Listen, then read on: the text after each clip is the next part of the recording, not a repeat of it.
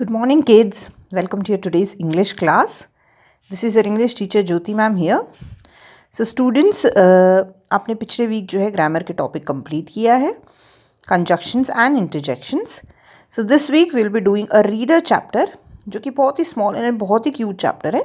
So let's see what is the chapter, what is the name of the chapter. Okay kids, so ये है आपका आज का chapter, that is chapter number 10, Emperor Penguins. It is a very small and a very cute chapter. Okay, let's start it. Penguins आप सबको पता ही क्या होते हैं? The creature which lives in divine cold. बहुत ठंड में रहते हैं. पहचानते हो ना आप? Yes. The largest of all penguins, emperor penguins, are the only animals that are able to live in extreme cold of Antarctica winter. So क्या बता रहे हैं?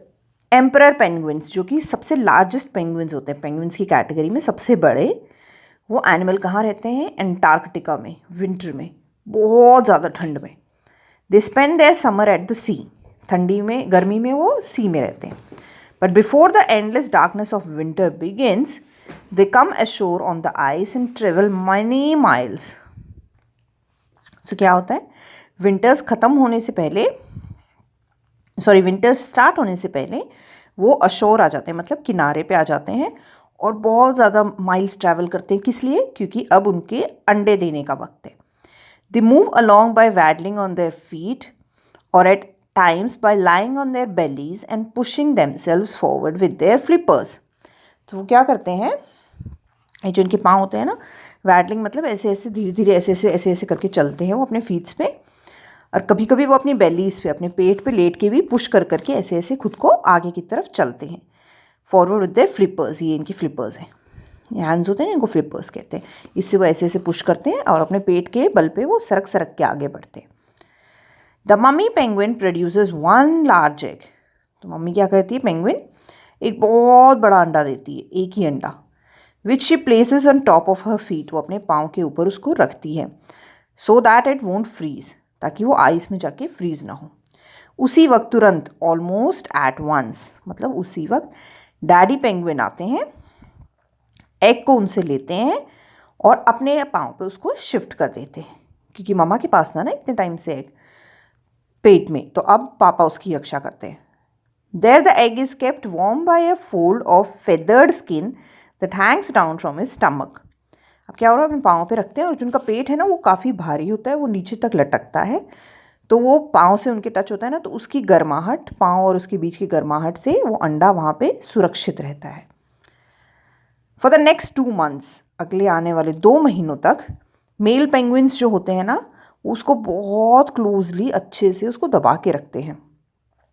बहुत सारे मेल पेंगुइन्स अपने पाँव पे उसको वार्म रखने की कोशिश करते हैं, गर्म, इतनी ज़्यादा. फियर्सी बिल्जार्ड्स मतलब बहुत ठंडी तेज स्नो वाली हवाएं, ठीक है, हाउलिंग विंड्स, हवाएं जो है ना बहुत तेज़ आवाज़ करने वाली, बहुत ही ठंडी स्नो वाली हवाएं जो हैं, उससे वो उस अंडे को प्रोटेक्ट करते हैं. उसके बाद भी इतनी ठंड के बाद भी वो उसको गर्म रख पाते हैं. There is nothing to eat and for nearly a month there is total darkness. क्या होता है? वो लोग कुछ नहीं खाते, क्योंकि वो एक जगह फिक्स्ड बैठे रहते हैं उस अंडे को प्रोटेक्ट करने के लिए, और टोटल डार्कनेस रखते हैं, उसको पूरे अंधेरे में गर्म रखते हैं एग को. At last 60 days after they were laid the eggs hatch. पूरे 60 दिन बाद जो वो अंडा आया था माँ के पास से, उसके पूरे 60 days बाद, मतलब तकरीबन 2 months बाद अंडा फूटता है. हैच मतलब वो फूटता है. Mummy penguins begin feeding the chicks. Mummy क्या करती है? बच्चों को खाना खिलाने लगती है. देखो कैसे खिला रही है. They feed them with half digested fish. मतलब छोटी छोटी फिशेस के टुकड़े देते हैं जो वो आराम से डाइजेस्ट कर पाएँ.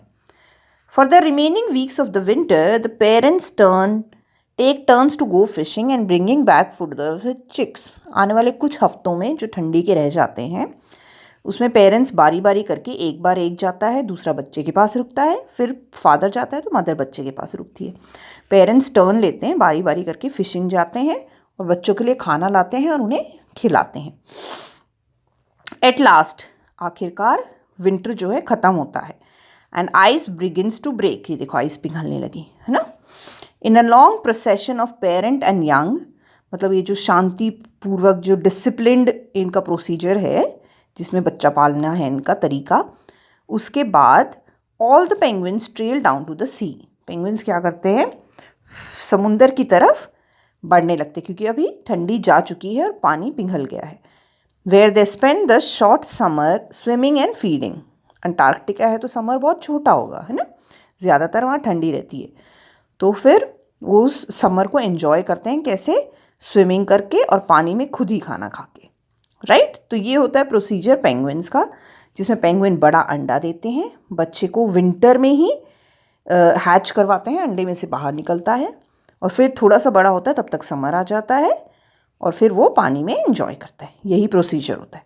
Fine, so this was the story which was very simple and about penguins.